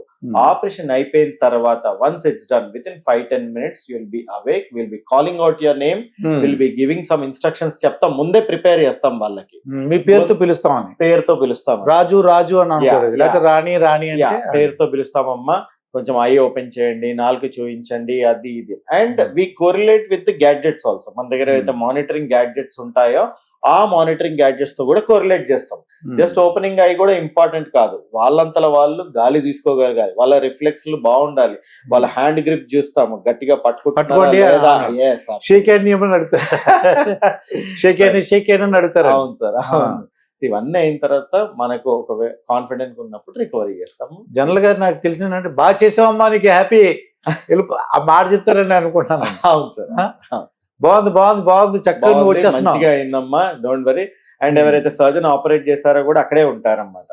సో వాళ్ళు కూడా మాట్లాడతారు, వాళ్ళ వాయిస్ కూడా రికగ్నైజ్ చేస్తారు కదా, సో వాళ్ళని కూడా దగ్గర పెట్టుకుంటాం అన్నమాట. కంప్లీట్ రికవరీ అయిపోయి వాళ్ళంతా వాళ్ళు గాలి మంచి తీసుకొని అవేక్ అయిపోయి అంతా బానే ఉంది, పారామీటర్స్ బానే ఉంది, బీపీ పల్స్ అంతా బానే ఉన్నప్పుడు అప్పుడు రికవరీ రూమ్కి షిఫ్ట్ చేస్తాం.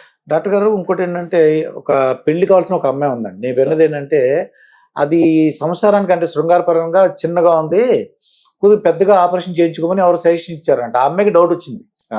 ఈ వీటిని ఏమంటామంటే అగైన్ కాస్మెటిక్ సర్జరీ సార్, వీటిని వజైనోప్లాస్టీ అంటాం అన్నమాట. ఎప్పుడైతే హోల్ చిన్నగా ఉంది దాన్ని పెద్దగా చేయడం కానీ, లాక్స్ వజైనా ఉంది దాన్ని టైట్ చేయడం కానీ, సో ఇలాంటివి కూడా కాస్మెటిక్ సర్జన్, ప్లాస్టిక్ సర్జన్ యొక్క పని అనమాట.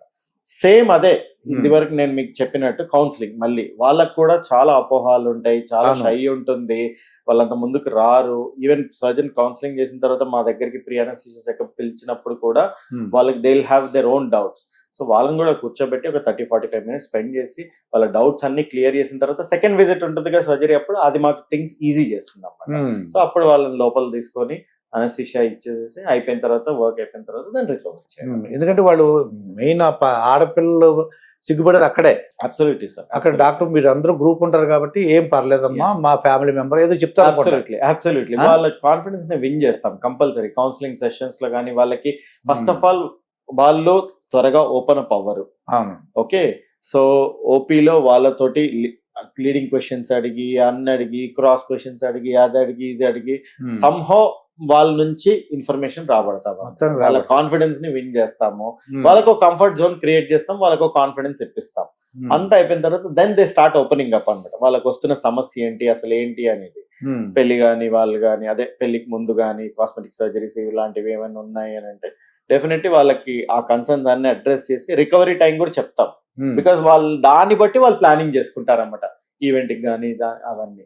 దాన్ని బట్టి కౌన్సిలింగ్. నేను ఏంటంటే మనకి పెళ్ళి డైవర్స్ వాళ్ళు చెప్తుంటారండి సార్, ఆ అమ్మాయి సంవత్సరం పని చేయలేదని చాలా చిన్నగా ఉందండి అందుకే డైవర్స్ ఇచ్చారని చెప్తుంటారు అనమాట. అవును సార్, అయ్యో ఆపరేషన్ చేయించుకోపోయారా అని అంటుండేవాడు. చాలా కరెక్టబుల్ థింగ్స్ సార్ ఇవి, రివర్సబుల్ థింగ్, కరెక్టబుల్ థింగ్స్. ఇవి పెద్ద సమస్యలు, అయ్యో వాటితోటి డివోర్స్ వరకు వెళ్ళడం అలాంటివి. బేసికల్లీ కాస్మెటిక్ సర్జరీస్ ఇప్పుడు మన ఇండియాలో దాదాపు ఒక లాస్ట్ 5-10 years నుంచి పాపులర్ గా ఇప్పుడు అవుతున్నాయి అనమాట. ఇవన్నీ వెస్టర్న్ కంట్రీస్ లో ఎప్పటి నుంచి ఉన్నాయి, దాదాపు 5-10 years నుంచి జనాలకు కూడా అవేర్నెస్ పెరిగింది ఇప్పుడు. It is a good sign.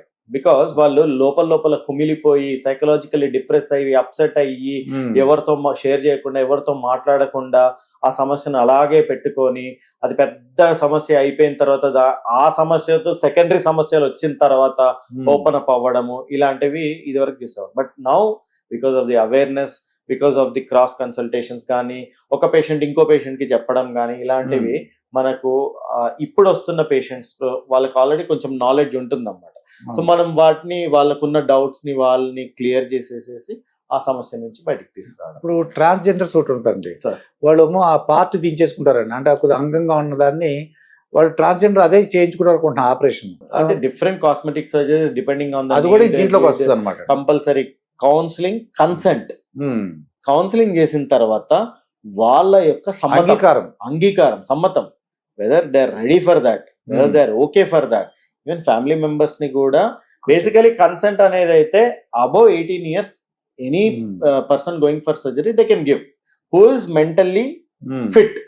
But suppose ఇప్పుడు చిల్డ్రన్ వచ్చారనుకోండి, కంపల్సరీ పేరెంట్స్ కానీ గార్డియన్స్ కానీ కన్సెంట్ తీసుకుంటాం. ఉమ్, అలాగే ఈ అడల్ట్స్ కేసెస్ లో కూడా వాళ్ళ consent is enough, but just ethical issues, um, social issues కోసం ఫ్యామిలీ మెంబర్స్ కూడా ఒక మాట చెప్పడం.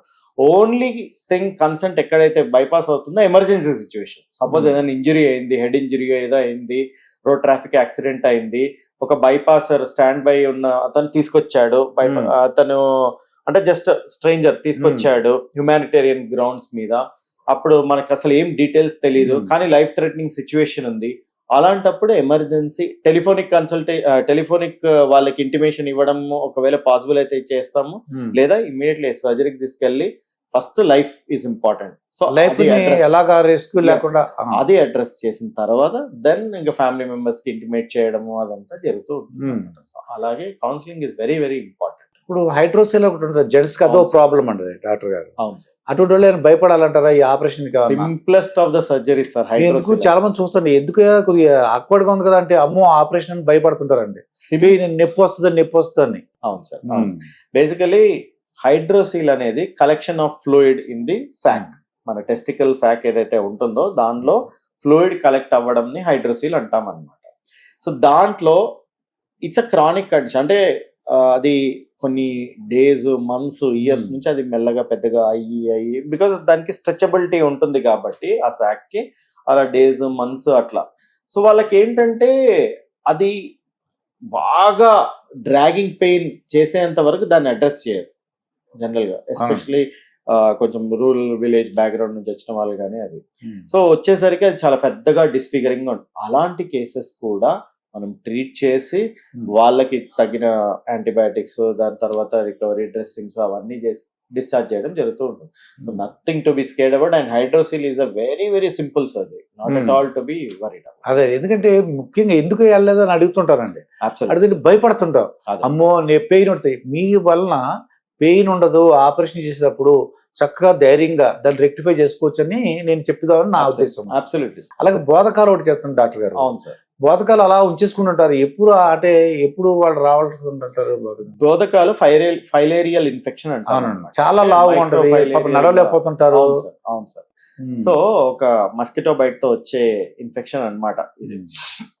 దీంట్లో ఏంటంటే ఇది కూడా ఓవర్ 1 day 2 days లో డెవలప్ అయిన కండిషన్ కాదు, కొన్ని మంత్స్, ఇయర్స్ తర్వాత డెవలప్ అయ్యే స్టేజ్ అనమాట. యాక్చువల్లీ ఫస్ట్ స్టేజెస్ లో వస్తే ఇమ్మీడియట్లీ కరెక్టబుల్, కానీ అప్పుడు అదేంటంటే క్రానిక్ ఫైబ్రోసిస్, ఇంత పెద్ద లావుగా వాచి అంతా వస్తారనమాట.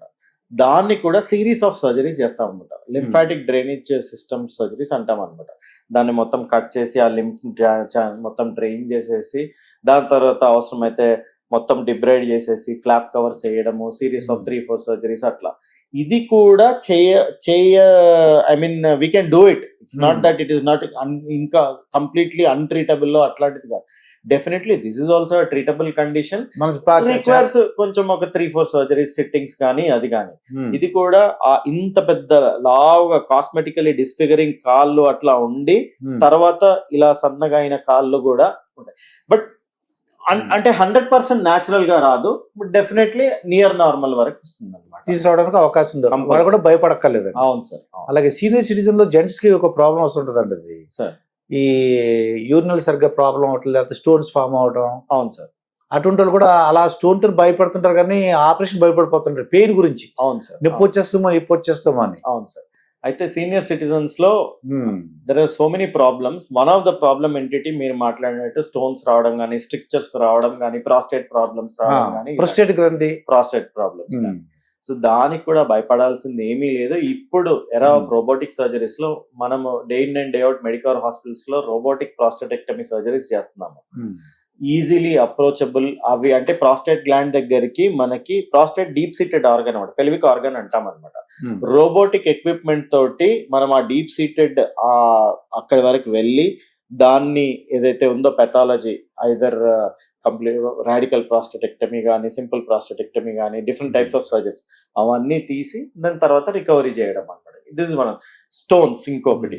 స్టోన్స్ అనేవి డెఫినెట్లీ సైజ్ బట్టి డిటర్మినేషన్ ఉంటుంది, సైట్ బట్టి డిటర్మినేషన్ ఉంటుంది. ఆ రాయి సైజును బట్టి అండ్ సైట్ బట్టి. ఓకే. ఓకే, ఏ ప్లేస్ లో ఉంది? కిడ్నీలో ఉండొచ్చు, యూరెటర్ లో ఉండొచ్చు, బ్లాడర్ లో ఉండొచ్చు, యూరెత్రాలో ఉండొచ్చు. కిడ్నీలో ఉందనుకోండి, బిగ్ ఆర్గన్ కాబట్టి ఒక మోస్తారుగా ఈవెన్ 1 సెంటీమీటర్ స్టోన్ వరకు అయినా కానీ పర్వాలేదు అని అనుకుంటాం. Any stone is definitely a problematic thing, but okay, big organ కాబట్టి అడ్జస్ట్. బట్ యూరెటర్ లో ఈవెన్ 5 mm స్టోన్ కూడా చాలా ఇంపార్టెంట్, బికాస్ అది అబ్స్ట్రక్షన్ కాజ్ చేయొచ్చు. అది అబ్స్ట్రక్షన్ కాజ్ చేస్తే బ్యాక్ ఫ్లో వెళ్ళిపోతుంది, యూరిన్ అంతా ఫార్వర్డ్ ఫ్లో అయ్యేది. అది బ్యాక్ ఫ్లో అయిపోయి ఉన్న కిడ్నీని ఎన్లార్జ్ చేయడం, హైడ్రోనెఫ్రోసిస్ అంటాం, ఇన్ఫెక్ట్ చేయడము, ఇలాంటివి ఆ కిడ్నీ మొత్తము సెప్సిస్ లోకి వెళ్ళిపోవడం, సెప్టిక్ అయిపోవడం, ఇవన్నీ సందర్భాలు జరుగుతూ ఉంటాయి. కంపల్సరీ స్టోన్ ఒకవేళ ఉంటే దాన్ని కంపల్సరీ అడ్రస్ చేయాల్సిందే. సీరియల్లీ ప్రోగ్రెసివ్ గా దాన్ని ఏం చేయాలంటే మానిటర్ చేయాలి, అల్ట్రాసౌండ్ స్కాన్స్ కానీ అవి చేసి ఆ స్టోన్ అంతే సైజ్ ఉందా, ఏమైనా తగ్గిందా, మందులు ఇస్తాం. ఆబ్వియస్లీ చిన్న సైజ్ ఉందనుకోండి అది ఫ్లష్ అవుట్ అవ్వడానికి మందులు ఇస్తాం. సపోజ్ పెద్ద సైజ్ ఉందనుకోండి అండ్ సిమ్టమ్స్ కాజ్ చేస్తుంది and back pressure effect create చేస్తుంది, ఆ స్టోన్ ని తీసేయాలన్నమాట. కంపల్సరీ అది కూడా అడ్రస్ చేయాల్సిన ఇష్యూ. స్ట్రిక్చర్ అంటే దారి మూసుకుపోవడం, మనం యూరెత్రా అంటే మనం యూరిన్ పాస్ చేసే లాస్ట్ టర్మినల్ ప్యాసేజ్ ని యూరెత్రా అంటాం. దాంట్లో స్ట్రిక్చర్ ఏమైనా ఉంది అంటే మూసుకుపోయింది due to some cause, old history of ఏమైనా ట్రామా ఉన్నా, పర్సే ఓల్డ్ ఏజ్ ఉన్నా, స్ట్రిక్చర్ ఇట్లా మూసుకుపోతుంది అన్నమాట. ఏమైనా పాత ఇన్ఫెక్షన్స్, ఇప్పుడు దారి అవుట్లెట్ దారి అది ఫుల్ వెళ్ళాలి. ఇప్పుడు ఈ దారే మూసుకుపోయింది అనుకోండి, డ్రైనేజ్ సిస్టమ్ అబ్సల్యూట్లీ. సో అది దారే మూసుకుపోయింది అనుకోండి, యూరిన్ ఎక్కడ పోతుంది. సో అలాంటప్పుడు ఈ ఇష్యూని కూడా అడ్రస్ చేయాల్సిందే. సో సర్జరీ తోటే ఆ ఇష్యూ క్లియర్ అవుతుంది. దానికి మీ హెల్ప్ కావాల్సి వస్తుంది కంపల్సరీ సార్. డాక్టర్ గారు, నాకు ఇప్పుడు లేజర్ టెక్నిక్ కొత్తగా వస్తుంది డాక్టర్ గారు, అప్పుడు కూడా మీరు ఉండాలి. ఏ సర్జరీకైనా, ఏ ఎక్విప్మెంట్ అయినా, ఏ టెక్నాలజీ వాడినా compulsory surgery theatre, operation theatre లోకి వెళ్తున్నారంటే మోస్ట్ ఇంపార్టెంట్ పేషెంట్ కి అన్కాన్షియస్ లో ఉంచడం, పెయిన్ ని అడ్రస్ చేయడము, యాజ్ ఐ సెడ్ సర్జన్ కి ఈజీ ఇవ్వడం. సో మా రోల్ ఉంటుందన్నమాట. లేజర్ కాబట్టి మన డాక్టర్ గారు దాని జాగ్రత్తలు దానికి తీసుకుంటాం. లేజర్ కి టైప్ ఆఫ్ సర్జరీస్ కి ఏవైతే జాగ్రత్తలు తీసుకోవాలో ఆ జాగ్రత్తలు తీసుకోవాలి, కానీ కంపల్సరీ ప్రెజెన్స్ ఉండాల్సిందే ఆపరేషన్. కానీ కొన్ని సందర్భాల్లో మీ అవసరం లేకుండానే ఉంది సార్. ఫర్ ఎగ్జాంపుల్ డెంటల్ దగ్గర డాక్టర్ వెళ్తాం, ఆ లోకల్ ఎనస్థీసియా వాళ్ళు ఇచ్చేస్తున్నారండి. సార్ ఇది మంచి question sir. Actually out patient centres, cosmetic centres, dental, dermatology clinics, hair transplant clinics, ఇవన్నీ బయట మనం చూస్తుంటాం. 5th ఫ్లోర్ లో ఉంటుంది, 10th ఫ్లోర్ లో ఉంటుంది. అప్పుడప్పుడు లోకల్ అనస్థెటిక్స్ అది మీరు అన్నట్టుగా వాళ్ళే ఇచ్చుకొని చేయడం జరుగుతూ ఉంటుంది. Definitely this is not recommendable. Presence of a qualified anaesthesiologist is must in such situations. At the same time అతని ప్రెసెన్స్ ఒక్కటే కాదు, అతనికి కావాల్సిన ఎక్విప్మెంట్ కూడా, లైక్ మానిటర్స్ ఉండడం, ఆక్సిజన్ ఉండడం, అనస్థెటిక్ డ్రగ్స్ ఉండడము, అండ్ దీనికి లైసెన్స్ ఉండడం, ఏది ఆ సెంటర్ కి కూడా ఆ ప్రొసీజర్స్ అండర్ అనస్థిషియా పర్ఫామ్ చేయడానికి. బికాస్ సపోజ్ దాంట్లో ఏదైనా లాక్యునా ఉన్నా మనకు చైన్ కంప్లీట్ కాదనమాట, అప్పుడు పేషెంట్ ఇబ్బంది పడాల్సి రావడం అనమాట. Compulsory presence of qualified anaesthesiologist is a must.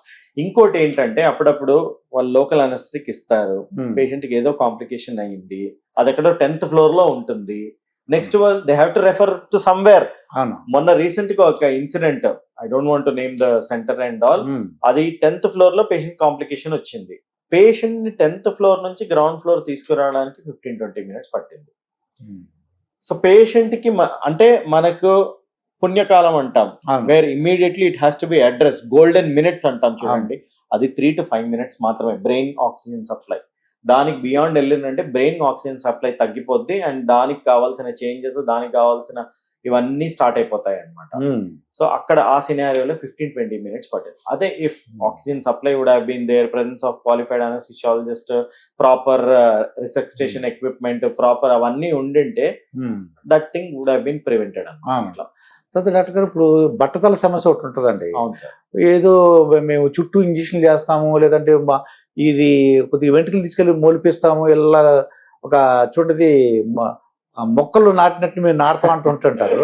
దానికి కూడా మీ అవసరం ఉంటుంది కంపల్సరీ సార్. దాంట్లో కూడా ఇప్పుడు హెయిర్ ట్రాన్స్ప్లాంట్ సర్జరీస్ అంటాం మీరు అన్నది. హెయిర్ ట్రాన్స్ప్లాంట్ సర్జరీస్ అంటే సపోజ్ కంప్లీట్ గా వాళ్ళకి ఇది ఉంది, బట్టతల ఉందనుకోండి, కంప్లీట్ గా వాళ్ళకి గ్రేడ్ 4, గ్రేడ్ 5 హెయిర్ లాస్ ఉందనుకోండి, ultimate solution hair transplantation. Different body parts నుంచి మనం ఇక్కడ వెనకాల నుంచి తీసి ఇక్కడ మనం పెట్టొచ్చు.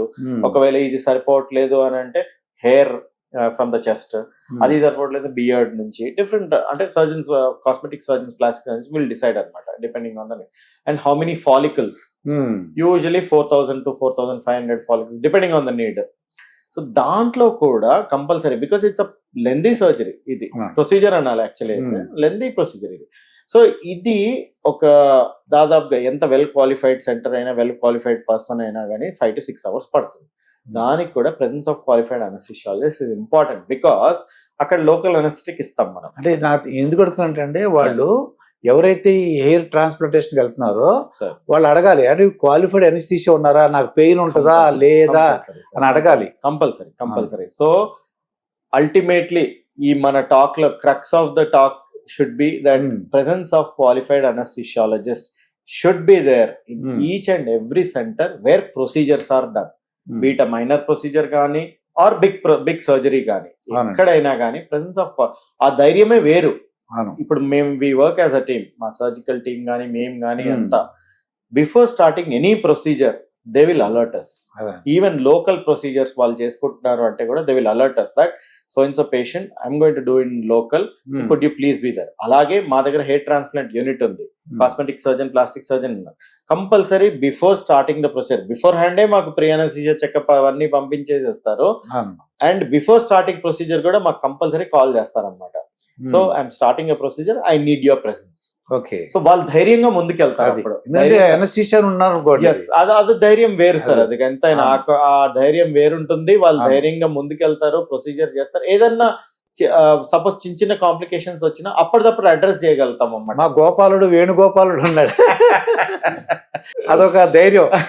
నిజంగా కొన్ని చూస్తుంటే అండి, ఇప్పుడు ఫర్ ఎగ్జాంపుల్ కంటి ఆపరేషన్ అనుకోండి, లేదా కంటి ఆపరేషన్ అంటే గుండె ఆపరేషన్ అప్పుడు మీ యొక్క ప్రెసెన్స్ చాలా ఇంపార్టెంట్. కంపల్సరీ ఈ బాడీలో ఏ పార్ట్ సర్జరీ జరుగుతున్నా, ఏ ప్రొసీజర్ జరుగుతున్నా presence of qualified anaesthesiologist is mandatory. In fact American society of anaesthesia, Indian society, different societies ఉంటాయి అన్నమాట మనకి బ్రాంచెస్ కి. ప్రతి బ్రాంచ్ కి సొసైటీస్ ఉన్నాయి, అలాగే అనస్థిషియా కూడా సొసైటీస్ ఉన్నాయి అన్నమాట. అమెరికన్ సొసైటీ ఆఫ్ అనస్థిషియా, దాని తర్వాత Indian society of anaesthesia, European society of anaesthesia, Australian society of, అలాగే అమెరికన్ సొసైటీ ఆఫ్ అనస్థిషియా కొన్ని గైడ్ లైన్స్ లే చేసింది, అలాగే ఇండియన్ సొసైటీ ఆఫ్ అనస్థిషియా కొన్ని గైడ్ లైన్స్. దానిలో most important first guideline monitoring of అనస్థిషియాలో first most important thing presence of qualified anaesthesia, first most important thing. Next మిగతా అన్ని వస్తాయి, measurement of pulse rate కానీ, BP కానీ, saturation oxygen level కానీ, అవన్నీ నెక్స్ట్ లైన్ లో వస్తాయి అన్నమాట. Presence of qualified anaesthesiologist is mandatory, because వాళ్ళకి తెలుసు లైక్ సపోజ్ ఏదైనా అటు ఇటు జరుగుతుంటే నెక్స్ట్ ఏం చేయాలి, ప్లాన్ బి, నెక్స్ట్ ఏం చేయాలి, ప్లాన్ బి ఫెయిల్ అయితే ప్లాన్ సి, అట్లా అన్నమాట. సో ఆ ఎమర్జెన్సీ ఏ పేషెంట్ అయినా కానీ ఈవెన్ వాళ్ళకు కూడా కొన్ని అలర్జిక్ రియాక్షన్స్ కానీ పేషెంట్స్ కి తెలియదు. ఫస్ట్ టైం హాస్పిటల్ వస్తారు, ఫస్ట్ టైం ప్రొసీజర్ వెళ్తున్నారు, చిన్న యాంటీబయాటిక్ లేకపోతే పెయిన్ కిల్లర్ దేనికైనా రియాక్షన్ రావచ్చు. అప్పుడు ఏంటంటే మేము ప్లాన్ బిలోకి వెళ్తాము అనమాట. దానికి విరుగుడు మందు ఇచ్చి నెక్స్ట్ అది ఆ మందు రీప్లేస్ చేసి ఇంకో మందు వాడడం అలాంటిది. So definitely what I would recommend through this podium, through this channel is presence of qualified anaesthesiologist is mandate. ప్రతి ఒక్కళ్ళు అడగాలి, అక్కడ మంచి అనస్థిషియా ఉన్నారు లేదా, మాకు ఈ సక్సెస్ అవ్వాలంటే మాకు తెలిసింది కంపల్సరీ. మా దుర్గా ప్రసాద్ గారు, వేణుగోపాల్ గారి ఇంటర్వ్యూ ద్వారా తెలిసిందని తెలుసుకోవాలని వాళ్ళు.